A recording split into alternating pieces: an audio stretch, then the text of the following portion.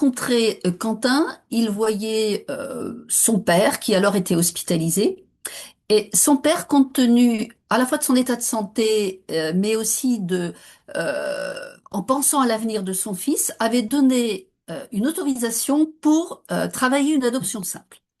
Quentin, quant à lui, avait fermement refusé cette proposition, cette perspective, affirmant qu'il avait un père et que pour lui, créer une nouvelle filiation n'était pas envisageable.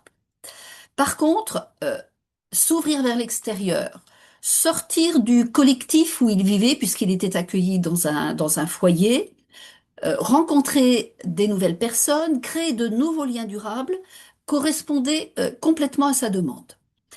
C'est ainsi que le parrainage, puisque à l'époque, l'accueil durable n'existait pas encore, donc on est parti sur un parrainage, hein, que le parrainage a pu se mettre en place.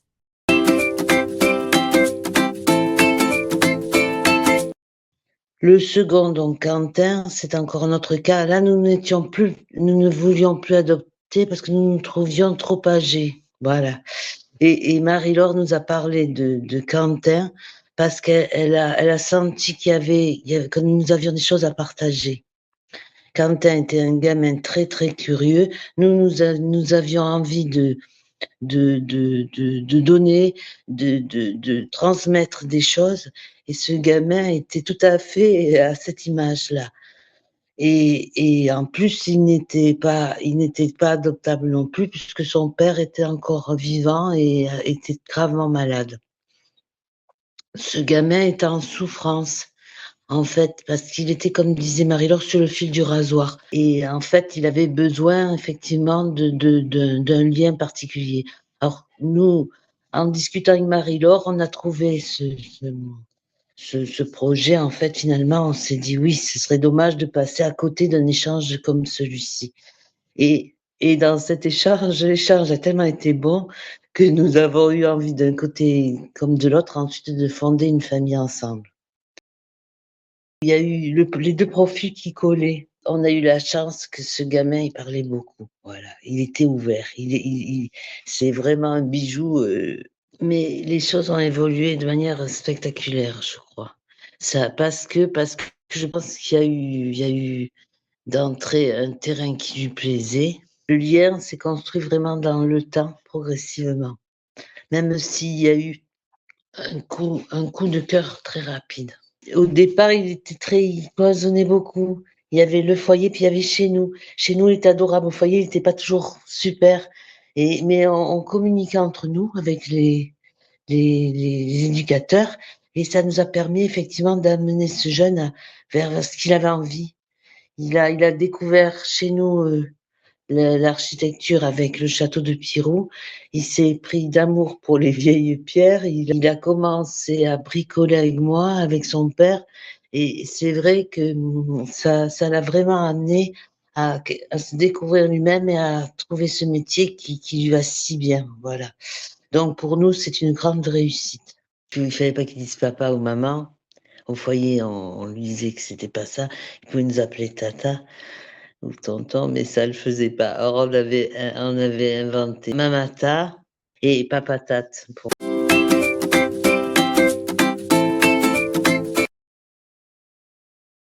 J'ai eu la chance, entre guillemets, moi je pense, d'être extrait de mon milieu très tôt. Je crois que je vous dis 7 mois, en fait, j'ai été placé. Et en fait, ça, c'est une chance. Parce que j'ai toujours eu cette distance avec mon cadre familial que je considérais presque plus comme un cadre familial. Moi, j'avais bien mon cadre au foyer, j'étais vraiment super bien, et avec eux aussi. Et finalement, donc, j'aimais beaucoup leur état d'esprit, hein. C'est des gens très cultivés, très ouverts à beaucoup de choses. Ils ont vécu aussi beaucoup de choses, ils sont hyper intéressants, et je l'ai senti tout de suite, je me suis dit, mais c'est super en fait. Marie-Laure, elle a visé juste. C'est ces gens-là que j'ai besoin auprès de moi, quoi. Voilà, ils m'ont aussi fait beaucoup évoluer, ouvert à beaucoup de choses, et ils m'ont pas mal fait changer aussi vers le haut. Positivement, ils m'ont fait évoluer positivement. Donc évidemment, ça a évolué dans le bon sens. Je les ai toujours un peu considérés comme mes parents, en fait. Même si dans les faits, ils ne l'étaient pas. Il y avait ce truc-là, en fait. intéressant et fort sentimentalement, et je savais que je serais toujours en contact avec eux toute ma vie, quoi. Enfin, assez rapidement. Là, il n'y avait pas de débat, c'était clair. C'est mes parents de cœur.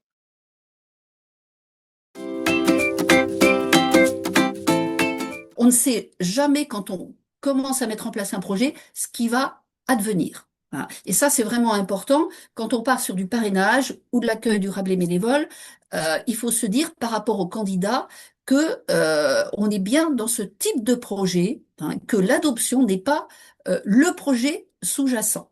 Hein. Il faut bien distinguer les choses. Par contre, ce qu'on a pu constater ici, c'est que euh, partageant du quotidien, partageant un certain nombre de choses, partageant une connaissance mutuelle, le désir de filiation est apparu. Hein, et que 8 ans après, les parrains marraines et Quentin sont allés, hein, c'est un choix vraiment des trois personnes, sont allés vers l'adoption. Hein. Ils se sont en fait choisis. Et là, on voit combien l'adoption, en fait, est la conséquence et l'aboutissement de tout ce qui a été créé auparavant, hein, de tout ce lien qui a pu se créer au fil du temps. Hein. Et c'est une autre façon à la fois de regarder peut-être l'adoption, mais aussi de regarder comment des projets qui au départ ne concernent pas l'adoption peuvent évoluer vers l'adoption.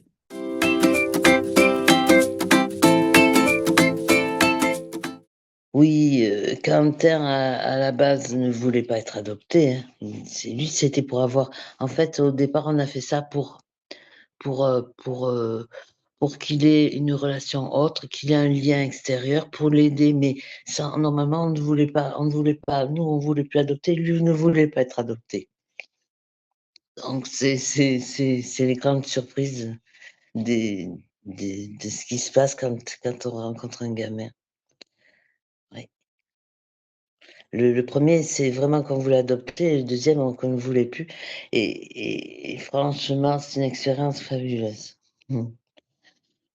Je pense qu'il est important également que la personne qui accueille, même si c'est qu'une fois par mois ou 2 fois par mois, elle doit être quelque part enregistrée et tenue comme considérée comme quelqu'un d'important dans l'entourage de l'enfant.